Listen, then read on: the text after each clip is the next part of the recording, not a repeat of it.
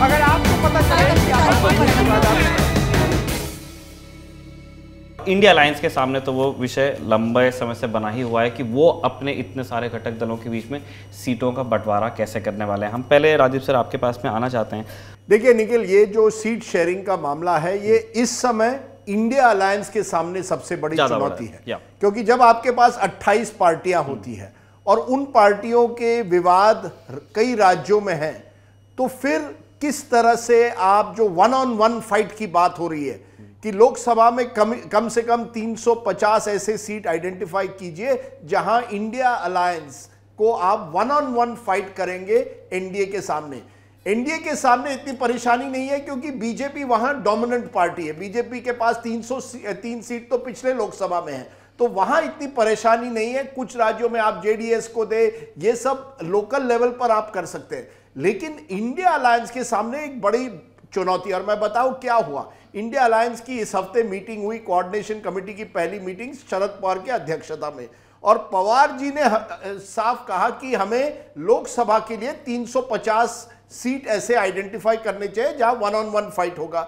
वहां ज्यादा प्रॉब्लम नहीं हुई क्योंकि केवल 3 राज्य है, बंगाल, पंजाब और दिल्ली, जहां तृणमूल कांग्रेस लेफ्ट और कांग्रेस बंगाल में, आम आदमी पार्टी कांग्रेस पंजाब में और आम आदमी पार्टी कांग्रेस दिल्ली में, वहां मशक्कत हो सकती है सीट की, क्योंकि केरल में तो साफ है लेफ्ट और कांग्रेस एक दूसरे के खिलाफ लड़ेंगे।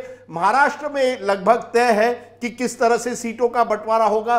कुछ लेवल पर बिहार में परेशानी हो सकती है जेडीयू और आरजेडी के बीच। लेकिन फिर उसी मीटिंग में कुछ नेताओं ने एक सवाल उठाया कि राज्य के चुनाव जो हो रहे हैं नवंबर में, उसमें क्या करोगे। वहां आम आदमी पार्टी ने कहा देखिए हमें कुछ सीटें चाहिए, मध्य प्रदेश छत्तीसगढ़ में हमने तो कुछ सीटों की घोषणा भी कर दी है। समाजवादी पार्टी ने कहा हम पिछले चुनाव में मध्य प्रदेश में 1 सीट जीते थे, 5 सीटों में हम नंबर 2 पे आए, हमें भी मध्य प्रदेश लड़ना है। तब मुसीबत हुई, क्योंकि तब इस अलायंस में जो परेशानी है कि रीजनल लेवल पर, स्टेट लेवल पर विधानसभा चुनाव में अरविंद केजरीवाल अपनी एक पहचान बनाना चाहते हैं उत्तर भारत और मध्य भारत में। वहां जो मशक्कत हो रही है, डी राजा ने भी कहा कि लेफ्ट की भी कुछ ऐसे एरियाज हैं जहां हम लड़ना चाहते हैं, राजस्थान में लड़ना चाहते हैं। तो आपने तो फिर ये तय हुआ कि अगली मीटिंग में ये कोऑर्डिनेशन कमेटी ये तय करेगी क्या ये इंडिया अलायंस केवल लोकसभा के लिए है, हम ये विधानसभा की ये जो कंपेटिटिव वर्ल्ड में जाए या ना जाए। उसमें और एक परेशानी हुई, क्योंकि ये कहा गया कि अगर हम एक दूसरे के खिलाफ लड़ेंगे नवंबर दिसंबर के चुनाव में, विधानसभा के चुनाव में, तो कल अगर हमारे कोई नेता वहां गए वो तो दूसरी पार्टी की आलोचना करेंगे।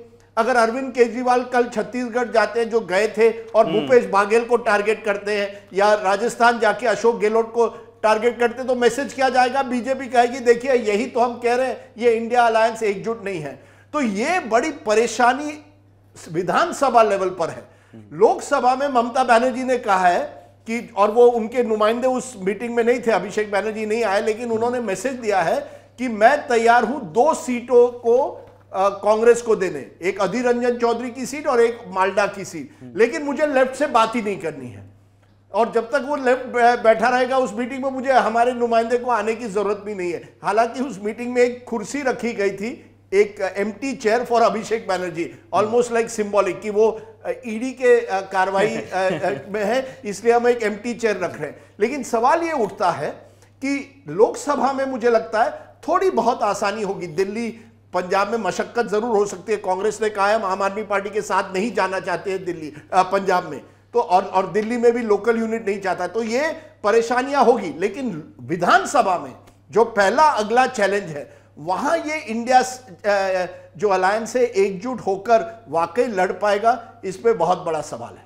आप ममता की बात कर रहे थे राजीव सर, उनको अभी कुछ दिन पहले वीडियो भी आया, रानिल विक्रमसिंघे श्रीलंका के राष्ट्रपति, वो उनसे मिले, उन्होंने कहा कि उन्होंने, अब वो क्यूरियोसिटी थी या वो एक कमेंट था, वो लोग अपने हिसाब से तय करेंगे, लेकिन उन्होंने कहा कि इंडिया अलायंस को आप लीड करेंगे क्या। हाँ, और वो वीडियो तुरंत टीएमसी वालों ने वायरल भी कर दिया। बिल्कुल, और बड़ी इंटरेस्टिंग बात है, कल वो स्पेन में कुछ अकॉर्डियन बजाकर गाना गा रही थी, तो मैंने उनके एक टीएमसी वाले को वीडियो भेजा और कहा मैडम बहुत खुश नजर आ रही है। No she has many meetings in Spain. तो मैंने कहा अच्छा, वेरी गुड, स्पेन में भी आपके मीटिंग्स है। तो ममता बनर्जी वहां चली गई है और यहाँ अभिषेक बैनर्जी को ईडी एक तरह से टारगेट कर रही है। राइट।